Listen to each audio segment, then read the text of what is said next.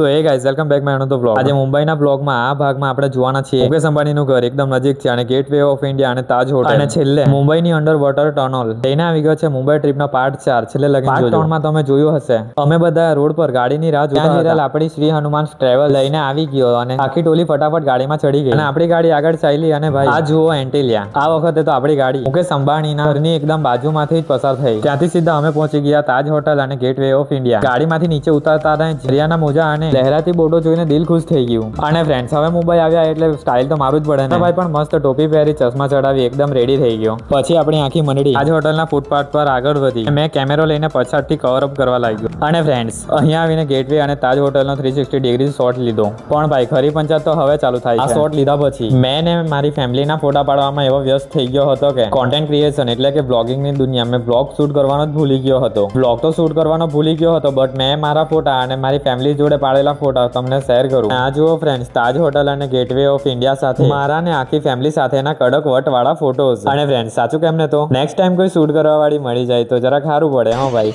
Just a jokes about guys. Family સાથે ફોટા પાડવાની તો મજા જ કંઈક અલગ હતી. અને ફોટા પાડીને અમે ગેટવે ની પાછળની સાઈડ આવ્યા અને દરિયાને પાણીમાં મસ્ત કલરફુલ બોટ્સ તરતી હતી. અને ફ્રેન્ડ્સ અહીં પાછો કેમેરો આડો કરીને આખા ફેમિલીના દરિયાના વ્યૂ સાથે મસ્ત ફોટો પાડવાનું સેશન ચાલુ રાખ્યું. આજે એક બોટ એટલે કે સવારી ઊભી હતી જેમાં લોકો મસ્ત દરિયાની સવારી કરવા માટે ગોઠવાયેલા હતા.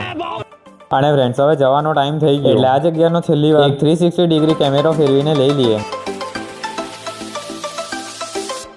હવે ફ્રેન્ડ્સ મુંબઈમાં તો ગરમી બહુ હતી એટલે જતા જતા ભાઈ લઈ લીધી એક મસ્ત ઠંડી ઠંડી કુલ્ફી અને એની મોજ લેતા લેતા મેં નીકળ્યો ગાડી તરફ. અને આ જુઓ ફ્રેન્ડ્સ દરિયા કિનારે ઉભેલી આપણી શ્રી હનુમાન ટૂર્સ એન્ડ ટ્રેવલ્સ ગાડીનો લુક. અને ફ્રેન્ડ્સ મુંબઈમાં કંઈ પર ફરવું હોય તો આપણી ગાડી તો બેસ્ટ છે. હા ભાઈ. અને ફ્રેન્ડ્સ મેં તો ગાડીમાં આવીને ગોઠવાઈ ગયો. પાછળ આપણી ડ્રાઇવિંગ સીટ પર વિરલ પણ ફૂલ ફોર્મમાં છે. બાજુમાં આપણા પ્રતિકભાઈ પણ ગોઠવાઈ ગયા છે. અને ફ્રેન્ડ્સ જોતામાં ગેટવે અને તાજ ફરીને આખી ટોલીના અંદર આવીને પોતપોતાની સીટ પર ગોઠવાઈ ગઈ છે. અને ફ્રેન્ડ્સ પછી ગાડી નીકળી અને અમે પહોંચ્યા મુંબઈની અદ્ભુત અંડર વોટર કોસ્ટલ રોડ ટનલની અંદર. દરિયાની નીચેથી જવાનો આ અનુભવ એકદમ નેક્સ્ટ લેવલ હતો. અને ફ્રેન્ડ્સ જેવા ટનલની બહાર નીકળ્યા કે સામે દેખાયો મસ્ત રાજીવ ગાંધી સીલિંગ બ્રિજ. તો ફ્રેન્ડ્સ આ વ્લોગ એટલે કે પાર્ટ 4 ને અહીંયા જ એન્ડ કરીએ. હવે આગળની ધમાલ જુહુ ચોપાટી અને ગ્લોબલ વિપાસિયાના પ્રગોડા જોવા મળશે પાર્ટ 5 માં. લાઈક શેર એન્ડ ફોલો કરી લેજો. Thank you so much for watching. By.